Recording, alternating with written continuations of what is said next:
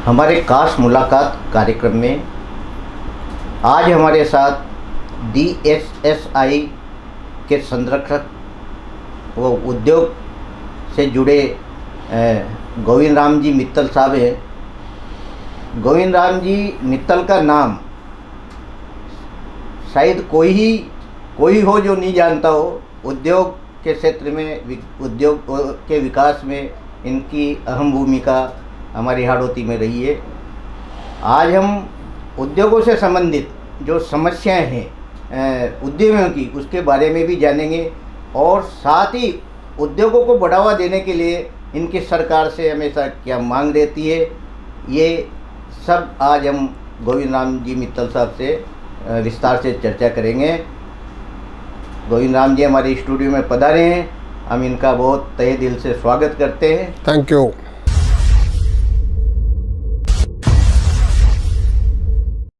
मित्तल साहब, आपको सभी जानते हैं, लेकिन आज के हमारी युवा पीढ़ी को हम आपके जीवन परिचय के बारे में मतलब आप बताएं कि आप कहाँ से हैं, शिक्षा दीक्षा आपकी कहाँ से हुई, किस प्रकार आपका औद्योगिक क्षेत्र की तरफ आप इस क्षेत्र में आए। मैं बहुत एक सामान्य परिवार का व्यक्ति हूँ। मेरा जन्म झुंझुनू डिस्ट्रिक्ट में गांव निवास में हुआ।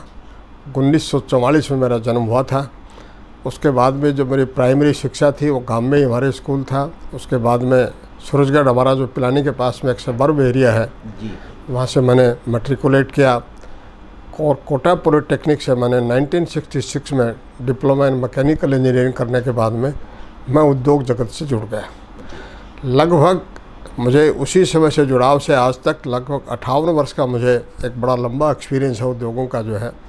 मैं पूरे राजस्थानी स्तर पर और इवन MSME सेक्टर के अंदर जो मैं लघु उद्योग भारती की तरफ से एक एडवाइज़र के रूप में भी भारत सरकार को एडवाइस देता रहा हूँ। और जब जब सरकार में कोई नई नीतियाँ बनी, चाहे भले SSI एक्ट बने, MSME एक्ट बने या GST लगाया गया, उसमें मेरी एक अहम भूमिका रही है, जिसमें सरकार को उद्यमियों के लिए किस तरह से इस टैक्स का इम्प्लीमेंट किया जाए, वो पूरी बातें मैंने सरकार के सामने रखी। और मुझे गर्व है इस बात का कहते हुए कि सरकार ने उन बातों को एज इट इज़ माना और इम्प्लीमेंट करके उद्योगों पर GST और दूसरे टैक्सेशन का करारोपण किया। इसके साथ कोटा से मेरा विशेष लगाव रहा। 1966 में मैं कोटा में उद्योग जगत में जब आया, बहुत कम उद्योग यहाँ पर थे। लार्ज स्केल इंडस्ट्री जरूर वहाँ पर शुरुआत हो गई थी। 1970 तक कोटा में लगभग 18 लार्ज स्केल इंडस्ट्री, जिसमें श्री राम फर्टिलाइज़र के बड़े बड़े काम, Shri Ram fertiliser, Shri Ram chemical, Shri Ram range, इसी तरह से JK समूह के 4-5 बड़े उद्योग, oriental power cables limited, Nagpal combing mills, इस तरह से बड़े बड़े सभी उद्योग कोटा में आए। और उनको लाने का जो श्रेय जाता है वो माननीय शांति धारीवाल जी के पिता रखब चंद जी धारीवाल जी को जाता है। वो यहाँ के उद्योग मंत्री थे और उद्योग मंत्री के साथ में उन्होंने जो काम किया, आज जिस तरह से धारीवाल जी को हम विकास पुरुष के नाम से जानते हैं, उनको हम औद्योगिक पुरुष के नाम से जानते हैं। और धारीवाल साहब की जो प्रतिमा है वो हमने जो opposite multi metal industrial area है उसके सामने धारीवाल साहब की प्रतिमा भी हमने उसका अनावरण किया था, जिस प्रोग्राम का मैंने अध्यक्षता भी की थी जो है। और धारीवाल साहब ने एक बहुत बड़ा एक ऐसा उद्योगों के लिए काम किया जिसको आने वाली पीढ़ी उसका अनुसरण करेगी। JK के पास जब वो गए थे तो उन्होंने एज ए मंत्री नहीं गए, वो एज आम आदमी बन के चले गए और बाहर बैठे रहे 2 घंटे तक। और उस 2 घंटे के बाद में फिर उनसे पूछा गया कि साहब को बैठे बुलाओ। जब उनको मालूम पड़ा कि मंत्री हैं राजस्थान सरकार के, तो सिंघानिया जी ने सॉरी फिकर कट किया। बोले वह आपने बताया नहीं सर। बोलो नहीं, वह आपको बोलो मैं आज को मंत्री के लिहाज से नहीं आया हूँ, मैं आपको राजस्थान में इन्वाइट करने के लिए आया हूँ। जिस तरह से उद्योग उन्होंने लगवाया, DCM का लगवाया, JK का लगवाया, जितनी सहूलियत चाहिए थी, ज़मीन फ्री ऑफ कॉस्ट है एक तरह से, बिजली 3 पैसे यूनिट सिर्फ उनको दी गई और पूरे उद्योग कोटा में। और कोटा को ये कहने लग गए लोग कि कोटा है तो पूरे देश का कानपुर है। ये कोटा के उद्योगों की स्थिति रही। इसके साथ साथ समय पर कोटा में स्मॉल स्केल इंडस्ट्री बहुत ज़्यादा प्रोग्रेस हुई। जैसे एक सीमेंट की शॉर्ट सप्लाई आई थी, तो ये जहाँ आप जिस संस्थान में आप बैठे हैं, यहाँ भी एक लिमेंट का कारखाना था और वो सीमेंट का सब्स्टिट्यूट बनाते थे। इस तरह से कोटा में लगभग करीब 50-60 बड़ी स्केल की इंडस्ट्री जो सीमेंट का सब्स्टिट्यूट बनाती थी वो लगी। इसी तरह से समय समय के ऊपर कोटा स्टोन का उद्योग का बड़ा काम हुआ। तो कोटा में लगभग 300 बड़े स्केल के इंडस्ट्रीज कोटा स्टोन के लगे। इसके साथ बड़ा आज की तारीख में हमारे पास वेल्डिंग रोड का एक बड़ा कॉम्प्लेक्स है, वो भी 32 स्केल स्मॉल स्केल की इंडस्ट्रीज, जो दुनिया का क्या हिंदुस्तान का सबसे बड़ा सेक्टर वेल्डिंग रोड का कोटा माना जाता है। आज हम कोटा में जिस तरह से कोचिंग सेक्टर, वो भी एक इंडस्ट्री की परिभाषा में आ गया। कोचिंग इंडस्ट्रीज का जो दर्जा है वो इंडस्ट्रीज का दर्जा भी दे दिया गया है, और उससे संबंधित सेवाएं, हॉस्टल, होटल, उसको भी उद्योग का दर्जा दे दिया गया है। अब देखेंगे पूरे इंडस्ट्री में एक तो होटल, हॉस्टल से बन करके उनकी सेवा कर रहे हैं, और कोटा एक कोचिंग शहर के नाम से पूरे विश्व में जाना जाता है। बहुत सारी विदेशों की टीम आई, उन्होंने इस बात को समझने की कोशिश की कि कैसा कौन सा गुरु मंत्र देते हैं कोटा के लोग जो इसको काम चले इसमें। ये बहुत अच्छा उसमें कोटा की तरफ से प्रोग्रेस हुआ। मैं जिस फील्ड से जुड़ा हूँ वो केमिकल फील्ड, हम लोग मेटेलिक स्टीरेट बनाते हैं, और मेटेलिक स्टीरेट का जो उपयोग जो किया जाता है वो किया जाता है समुद्र में जो ड्रिलिंग किया जाता है तेल निकालने के लिए, उसमें एज ए लुब्रिकेंट काम में, एल्युमिनियम एस्टेट काम में लिया जाता है, जिसको हम बनाते हैं और न केवल बनाते हैं, पूरी दुनिया में उसका एक्सपोर्ट करते हैं। तो हमारा जो केमिकल है एक तरह से मोनोपोली आइटम तो नहीं है, लेकिन मैं कह सकता हूँ कि उसके बिना ड्रिलिंग समुद्र में हो नहीं सकता। और एक और मैं आपको मेरा उपलब्ध बताना चाहता हूँ, हमने जो प्रोडक्ट जो बनाया, मेरे पास यूएस से एक लेटर आया कि आप इतना सस्ता प्रोडक्ट बना के बेच कैसे देते हैं। उन्होंने मेरे से नहू जाना, वो नहू हमने उनको दिया, पैसे के बदले में दिया, और वो नहू आज भी सक्सेसफुली यूएस में काम कर रहा है। ये हमारे लिए बहुत खुशी की बात है। गोविंद राम जी, आपने जो चीज़ बताई कि पहले जो उद्योग लाए है ना, कोटा को कानपुर के नाम से जाना जाता था, उस समय जो मंत्री थे रिखप चंद जी, आज ये स्थिति क्यों नहीं है? इतने साल हो गए इसको, मतलब राजनीति के परिप्रेक्ष्य को देखें तो उद्योग बढ़ने की बजाय घटते जा रहे हैं। सर इसके कई कारण है। इसका एक पहला कारण तो ये कि जो उद्योग उस टाइम पर रिखप चंद धारीवाल साहब जो लाए थे, उन उद्योगों ने कोई अपने टेक्नोलॉजी का अपग्रेडेशन नहीं किया, और टेक्नोलॉजी इतना ज़्यादा अपग्रेडेशन हो गया तो जेके समूह को अपना उद्योग एक तरह से उनको बंद करना पड़ा, और पारिवारिक डिस्टर्बेंस रहा, कुछ लेबर की समस्याएं रही, तो उसकी वजह से वो उस प्लांट को आगे कंटिन्यू नहीं कर पाए। ये उनकी समस्या थी। इसी तरह से ओरिएंटल पावर केबल, वो जो केबल का जो टेक्नोलॉजी था, हमारे ऑप्टिकल फाइबर केबल में आ गए, हम लोग उसी केबल में पड़े रहे। तो इंडस्ट्री में जब तक आप उसको अपग्रेडेशन नहीं करेंगे तब तक उसमें उसका संचालन करना, उसका आगे बढ़ना बड़ा मुश्किल काम है। आज डीसीएम का उद्योग जो चल रहा है वो समय समय पर उस टेक्नोलॉजी को छोड़ा नहीं, उन्होंने नए नए टेक्नोलॉजी उसमें ऐड करते चले गए। तो मैं कह सकता हूँ कि डीसीएम जैसे लोग, सब लोग काम करते तो कोटा का औद्योगिकरण फेल नहीं होता। गोविंद राम जी मित्तल, आप DSSI के संरक्षक हैं। ये DSSI संस्था क्या है और उद्यमों के लिए क्या काम करती है? सर, कोटा में स्मॉल स्केल इंडस्ट्रीज की कोई अलग से कोई ऐसी संस्था नहीं थी जो स्मॉल स्केल के इंडस्ट्रीज की समस्याओं को सरकार के सामने रखे, और सरकार के सामने रखने के साथ में उनको किस तरह से स्मॉल स्केल इंडस्ट्रीज को उसमें बढ़ावा दिया जा सके। हमने इस संस्था को केवल मात्र 50 सदस्यों से 1985 में चालू किया था, 1985 में, और 50 सदस्यों से आज बढ़कर के हमारे पास लगभग 800 सदस्य हो गए हैं। ये हिंदुस्तान की MSME सेक्टर की सबसे अच्छी एक संस्था का खिताब हमें भारत सरकार से प्राप्त हुआ कि ये सबसे बेस्ट एसोसिएशन है MSME सेक्टर की। खास बात ये रही इसमें 40 अध्यक्ष नए नए बने, और कोई रेपुटेशन नहीं आज तक।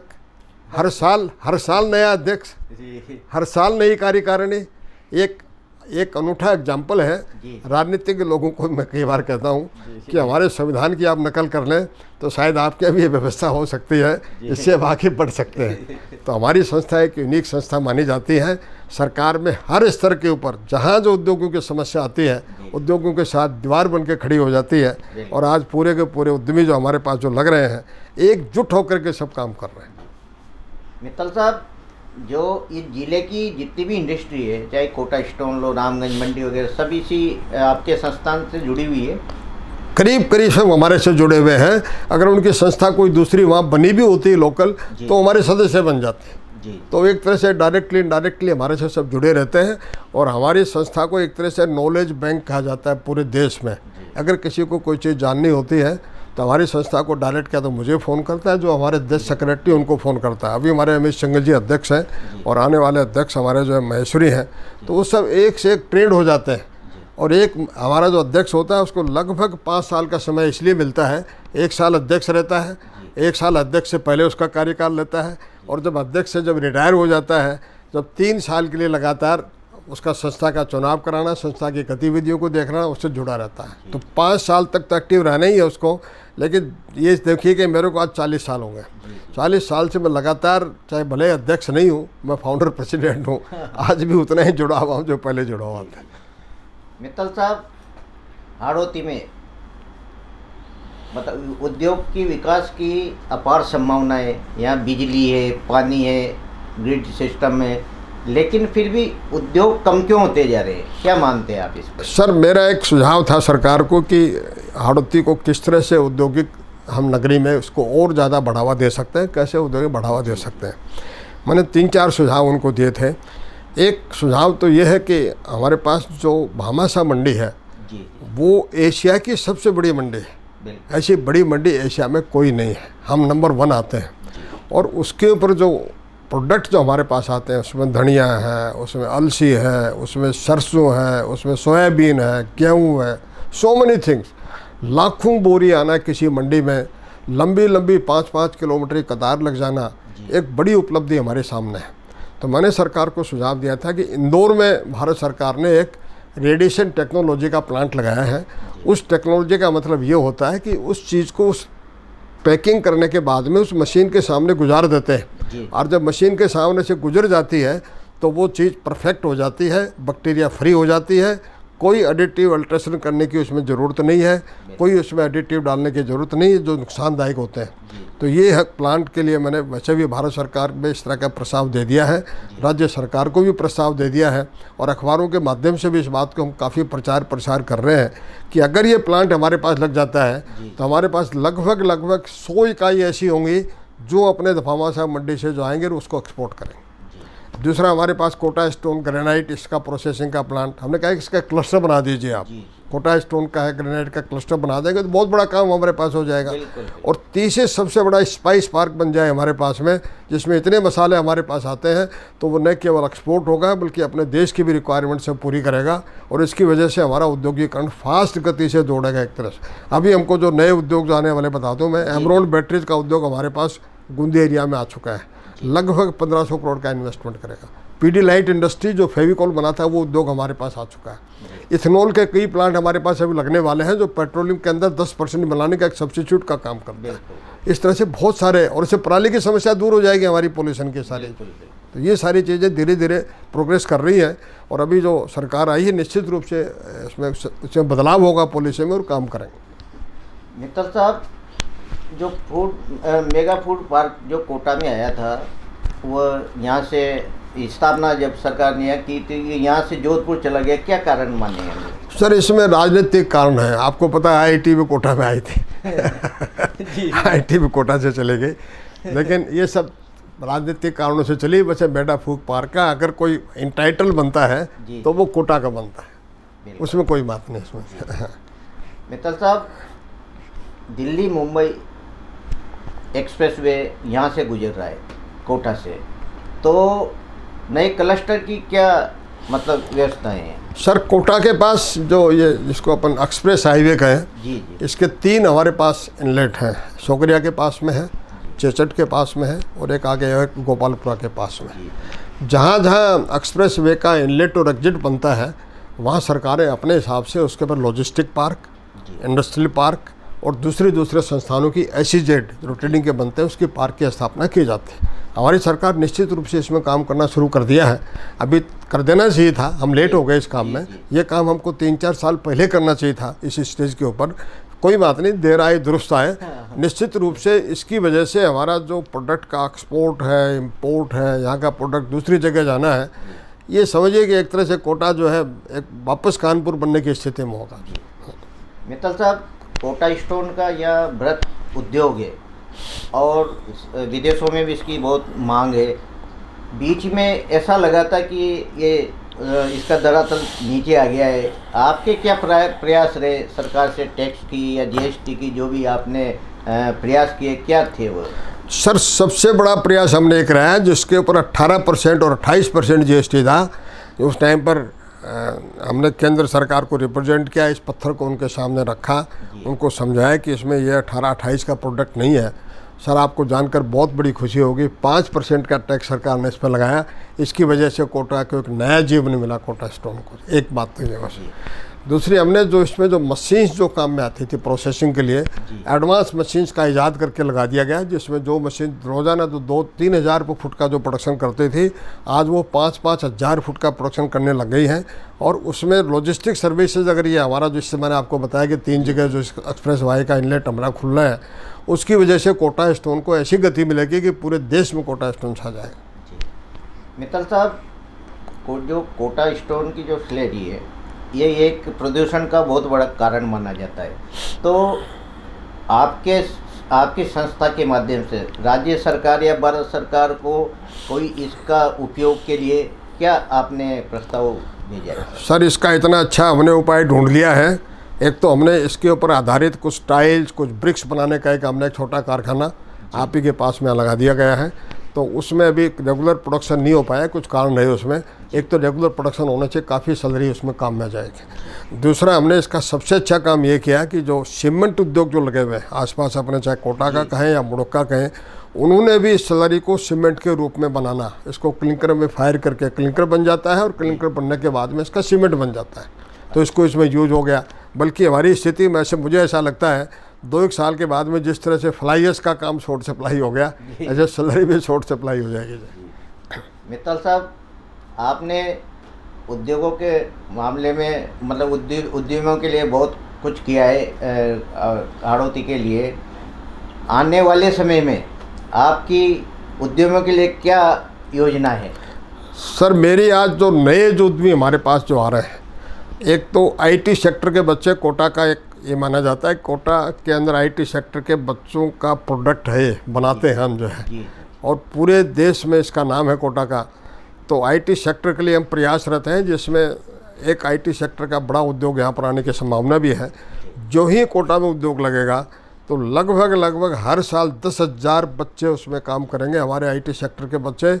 और उनके लिए एम्प्लॉयमेंट की समस्या तो छोड़िए आप, दूसरे प्रदेश से लोग आकर के यहाँ पर काम करेंगे, ऐसा मेरा आईटी सेक्टर के लिए मानना है। इसके अलावा जो दूसरे सेक्टर में जो हम काम कर रहे हैं, एक्सपोर्ट की कोटा से बहुत सारी चीज़ें, स्पाइस पार्क की बात हो रही है, कोटा में आ जाएगा। स्पाइस पार्क आने से स्पाइसेज का बहुत बड़ा एक्सपोर्ट मार्केट हमारा हो जाएगा। इस तरह से मैं समझता हूँ कि कोटा में एक आमूल-चूल परिवर्तन के साथ कोटा एक बड़ा इंडस्ट्रियल स्टेट हो जाएगा, पूरे देश में जाना जाएगा। मित्तल साहब, अभी जो राज्य में लेखानुदान बजट पेश हुआ, उसमें इस बजट में क्या उद्योगों के लिए कुछ गति मिली? उद्योगों के लिए वैसे तो गति देने का इसमें कोई विशेष प्रयास इसलिए नहीं हुआ कि ये अंतरिम बजट है, और अंतरिम बजट एक केवल मात्र समझिए आप जून-जुलाई तक का काम है, तो उसमें पूरक मांगें मानी जाती हैं। एक अच्छा काम जो उन्होंने किया, एक था लैंड टैक्स, और लैंड टैक्स जो लगभग 10 रुपये से 15 रुपये प्रति मीटर के हिसाब से बड़े जो प्लॉट 10,000 मीटर से जो बड़े प्लॉट पर लगता था, वो सरकार के द्वारा माफ़ कर दिया गया। ये बहुत बड़ा अचीवमेंट सरकार के लिए जो किया गया है। बाकी तो नया बजट जब आएगा तो उसमें सारी चीज़ें जो हमारी मांगे रखी हमने, मैं समझता हूँ काफ़ी उस बजट में पूर्ण होने की संभावना है। मुख्य मांग क्या रखी है आपने बजट में? सर मुख्य मांग जो हमारी जो इन्वेस्टमेंट जो पॉलिसीज़ बनी हुई है, वो पॉलिसीज़ तो बन जाती है पर इम्प्लीमेंट नहीं होती। एक तो जो वन विंडो सर्विस जिसको हम कहते हैं, तो एमपी में उसको वन विंडो नहीं करके उसको वन टेबल कर दिया उन्होंने। तो हम चाहते हैं कि वन विंडो नहीं, वन टेबल सर्विस। विंडो में तो कई टेबल अंदर होते हैं, तो उसको वन टेबल सर्विस करेंगे उसको। और वन टेबल सर्विस करके जो हमारी अहम जो भूमिकाएं जो पॉलिसी में दी गई हैं, उनका पूरा का पूरा फायदा अगर उद्यमियों को मिलता है, तो मैं समझता हूँ कि उद्यमी की कोई कमी नहीं रहेगी, उद्योग लगाने की कोई कमी रहेगी, उद्यमी की कोई कमी नहीं। ये थे हमारे साथ उद्यमी DSSI के संरक्षक गोविंद राम जी मित्तल। इन्होंने कोटा में उद्योगों से जुड़ी कई समस्याएं भी बताई और साथ में उद्योगों को कैसे बढ़ावा मिले, ये विस्तार से बताया। मित्तल साहब, आप हमारे स्टूडियो में थैंक यू साहब, थैंक यू साहब, थैंक यू।